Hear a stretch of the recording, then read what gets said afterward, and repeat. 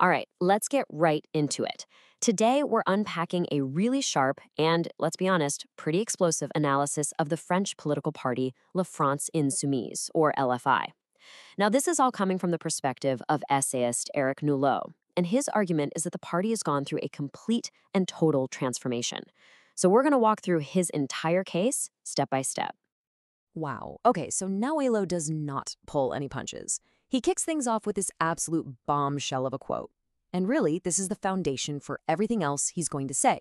So the big question is, how on earth does he get to a conclusion like that? Let's unpack his reasoning.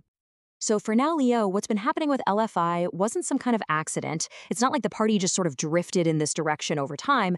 No, he frames this as a very conscious, very deliberate strategic move. In his view, the party we see today has fundamentally changed who they are and what they're trying to do. And he gets really specific with his language here. His claim is that LFI has basically walked away from the bread and butter social issues that used to define the French left.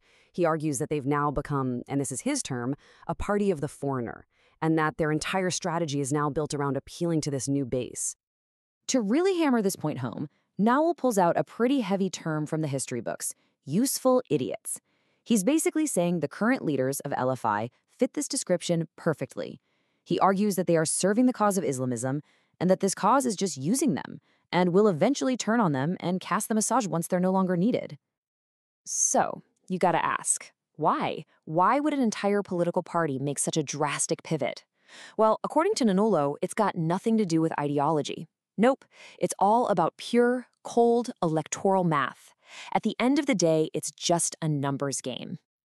And this number right here, this is what Naulu sees as the key to the whole thing. Back in the 2022 presidential election, LFI's leader, Jean-Luc Mélenchon, was this close to making it to the final round. He missed it by about 400,000 votes. And for Naulu, the party's reaction to that near miss changed absolutely everything. So what did they do? Noel's take is that the party looked at that 400,000 vote gap and decided they had to find those votes somewhere new. He says they went looking for what he calls a replacement electorate, and they decided to target voters in what he controversially terms the Islamized suburbs, believing this group held the key to winning. Okay, but it's one thing to talk about math and strategy. Nalo says there's real proof of this. He points to what he sees as a massive ideological U-turn, and he brings the receipts to back it up. And just look at this. This is exactly the kind of evidence he's talking about. You've got Mélenchon's own words, then versus now. A decade ago, he's saying things like, the veil is degrading. Today, a complete 180. Same thing with Iran. It used to be scandalous for them to have a bomb. Now, it's quite normal. For Nalyo, this isn't just an evolution of thought. It's a calculated reversal to appeal to that new target audience. Nolu doesn't think this happened overnight. He actually points to two specific moments, two tipping points, where he says this new direction became crystal clear. First, there was a big march back in 2019, and second, of course, was the fallout from that 2022 election we just talked about. Let's focus on that 2019 march for a second, because for Niall, this was a huge deal, a real watershed moment. You have to remember, Mélenchon had built this reputation as a fierce defender of French secularism, a Leichhardt, as they say. So for him to show up and share a platform with people Nalyo describes as fundamentalist imams, well, that was just unthinkable a few years before. Nalyo saw that as the moment the mask came off, the first really public signal of the party's new allegiance. This brings us to how LFI operates today. According to Nalo, it's not just about changing their message anymore. It's about how they act.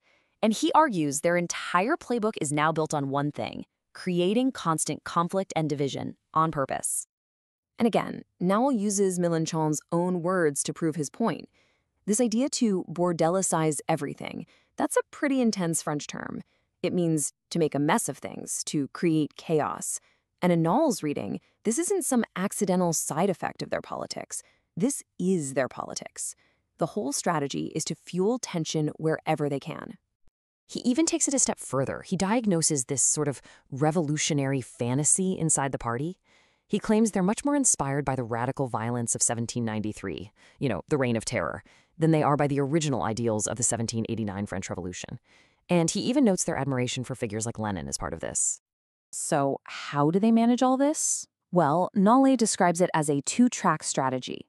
They're playing on two fields at once. On one hand, yeah, they play the democratic game. They run in elections, they use the ballot box. But on the other hand, he says, they're using adjective prop, agitation and propaganda, to stir up trouble in the streets, trying to undermine the very system they're a part of. Now, Nuleo's analysis doesn't just stop with what's happening now. He offers a very specific and, I have to say, pretty dramatic prediction for where he thinks this is all going. And this is where he gets really cinematic. He describes watching a key LFI figure, Mathilde Panat, as she listened to a new party star named Rima Hassan. And he makes this incredibly intense comparison. He says the look in Panat's eyes was just like the historical footage of the Romanian dictator Ceausescu, at the exact moment he realized the crowd had turned on him and his power was gone. Nalo claims he saw that same realization on her face. She knew her time was up. And this all leads to his final prediction, which he calls the Iranian scenario.